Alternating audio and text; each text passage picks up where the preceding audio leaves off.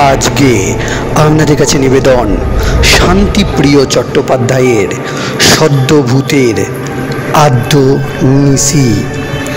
শুরু হচ্ছে আজকের গল্প সদ্যভূতের আদ্য নিশি।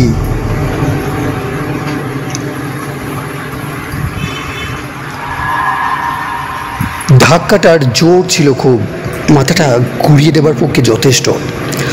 এক ধাক্কায় 7 হাত দূরে ছিটকে পড়ে একেবারে স্থির। ভেতরে ভেতরে সব ভেঙে চুরে খান খান হয়ে যাবার ছটফটানি, তাও একটুখানি।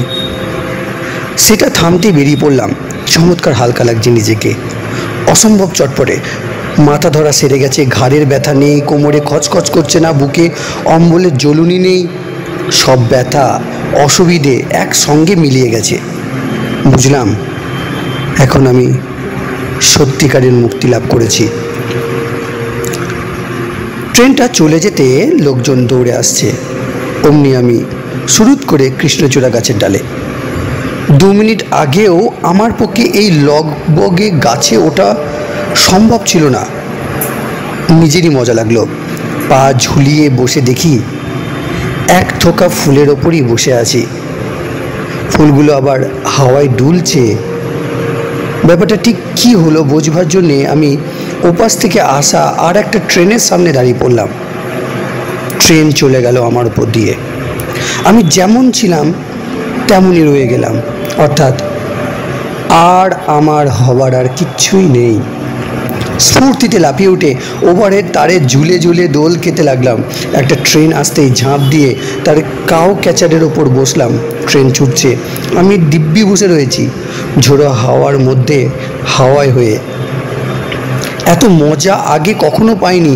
দূরে দেখি এক বুড়ি গোবর কুড়োচ্ছে লাইনে গা ঘেঁষে। গাড়ি থেকেও জোরে ধেয়ে গিয়ে ঝড়ের মতো হাওয়া দিয়ে বুড়িকে ঠেলে সরিয়ে দিলাম, নইলে ধাক্কা খেত। একটু একটু কষ্ট টের পাচ্ছি এবার, একেবারে অন্যরকম কষ্ট। কেউ যেন আমাকে শুষে নিচ্ছে। আমি খইতে শুরু করেছি। সর্বনাশ, এই খেলা আর নয়। আবার উড়ে এসে কৃষ্ণচূড়ার ডালে এসে কা কা করে চেঁচাতে লাগলো। ভারী বিদঘুটে ব্যবহার তো। আমি জায়গা বদল করে ঝাঁকড়া একটা পাকুড় গাছে চলে এলাম। ঘন ছায়ার মধ্যে বসে বেশ আরাম লাগলো। অনেকক্ষণ চুপ করে বসে থাকার পর বুঝে নিলাম যে দিনের আলো আর তাপ আমার সহ্য হবে না। অন্ধকার না হওয়া পর্যন্ত আমাকে মুখ লুকিয়ে বসে থাকতে হবে। আমি কি নিশাচর হয়ে গেলাম? তা কেন, আমি এখন ভূত। ভূত হওয়ার সুবিধেগুলো কিংবা মজাগুলো আমাকে শিখে নিতে হবে। কিন্তু কে শেখাবে? নিজে নিজে শিখতে গিয়ে কোথায় কি বিপদে পড়ি তার ঠিক আছে? বিশাল গাছটার ফাঁকে ফাঁকে ঘুরে দেখে নিচ্ছি কত রকম জীবজন্তু থাকতে পারে, কীটপতঙ্গ। একবার আম পাড়তে উঠে ডালে চড়ানো সাপ দেখেছিলাম। নারকেল গাছে কাঁদির খোলের মধ্যে তেঁতুলে বীচের সংসার। কি সাংঘাতিক! ভাবতে ভাবতে নিজেরই মনে হেসে ফেললাম। ভূতের আবার কাকে ভয়? তাকে কামড় দেবে কোথায়?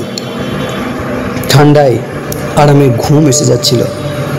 এসব বকেয়া ঘুম মনে হয়, নইলে ভূতেরা ঘুমোয় বলে কখনো শুনিনি। তাদের কাজ করতে হয় না, দৌড়ঝাঁপের বালাই নেই, আর বোধ হয় খাবারও দরকার নেই। সে কখন দুপুরে টিফিন খেয়েছি, সন্ধে পেরিয়ে রাত হয়ে গেল, এখনও খিদে পেল না। তাহলে ভালোই হলো, 4 বেলা খাওয়ার পাটটা চুকে গেল। হঠাৎ বাড়ির কথা মনে পড়ল। এতক্ষণ নিজের খেয়ালই ছিলাম। ছি ছি ছি ছি, বাবা মা বোন সবাই ভাবছে নিশ্চয়। বাড়ি ফেরার সময় অনেকক্ষণ পার হয়ে গেছে। আগামী রবিবার বোনকে দেখতে আসবে, 100-5 টাকা নিয়ে ফিরছিলাম সেই জন্যে। সেটা তো মাকে দেওয়া হলো না। তড়ি ঘড়ি করে নেমে এলাম। লাইন থেকে বডি সরিয়ে ফেলেছে, আশেপাশে কোথাও কিচ্ছু নেই। পাথরে ফাঁকে ফাঁকে 2-4টে খুচরো চোখে পড়ল।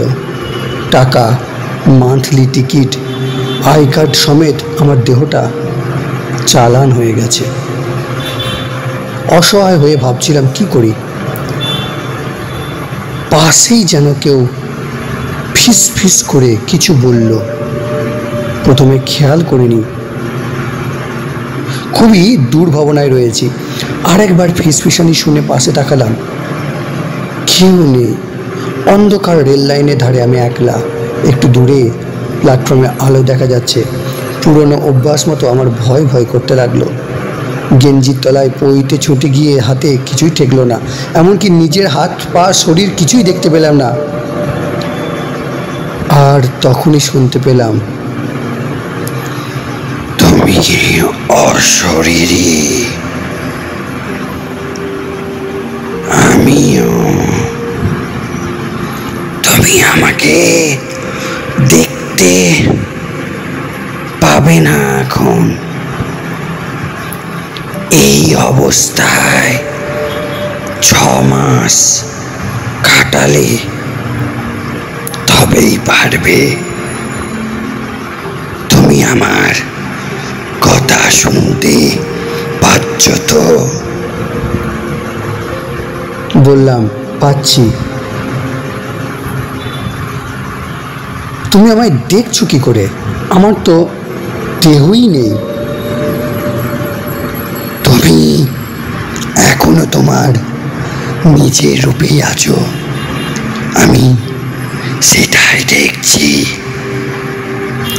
আর শোনো, তোমায় কিচ্ছু বলতে হবে না, আমি তোমার ভাবনাও শুনতে পাচ্ছি। আমি ঘাবড়ে গিয়ে বললাম, তাহলে তো তুমি সবই জানো, আমি কি করব বুঝতে পারছি না। তোমার দেহ এখন স্টেশনের শেষে জিআরপি থানায় নিয়ে রেখেছে। ওখান থেকে মর্গে নিয়ে যাবে কাটা ছেঁড়া করতে, যাকে বলে পোস্টমর্টেম। ইতিমধ্যে তোমার ঠিকানায় খবর চলে গেছে। মুদ্রা পরাশগুলো ভালো হলে বডি ফেরত দেবার সময় তোমার জিনিসপত্র, টাকা পয়সা, বাড়ি লক পেয়ে যাবে।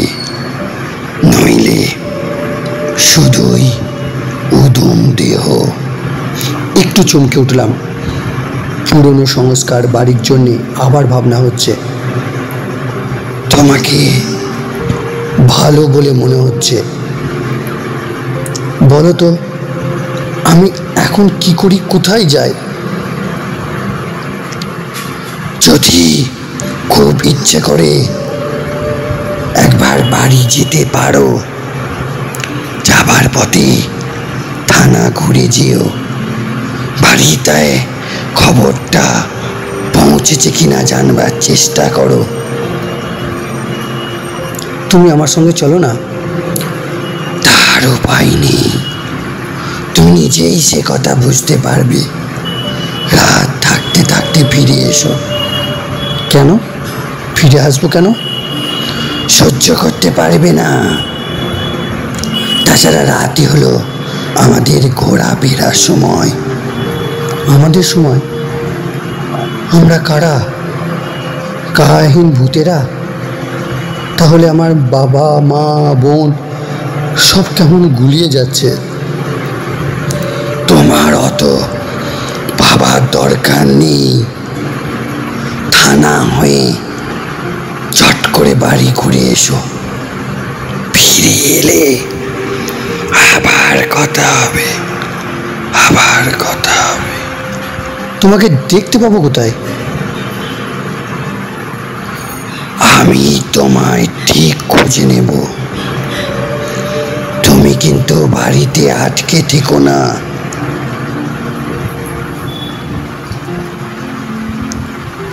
কথাটা মাথায় ঢোকার আগেই আমি সাত করে স্টেশনে এসেছে। ছেঁড়া চট জড়ানো বাঁশে আষ্টে পিষ্টে বাঁধা একটা শরীর খোলা প্ল্যাটফর্মে পড়ে আছে। ভেতরে একজন ফোন করে আমাদের পুলিশ থানায় কথা বলছে। তার সামনে টেবিলে আমার হাতঘড়ি, টিকিট, আই কার্ড, কিছু খুচরো টুকরো কাগজ, এইসব। টাকাগুলো চোখে পড়লো না, নির্ঘাত হাবিস করে দিয়েছে।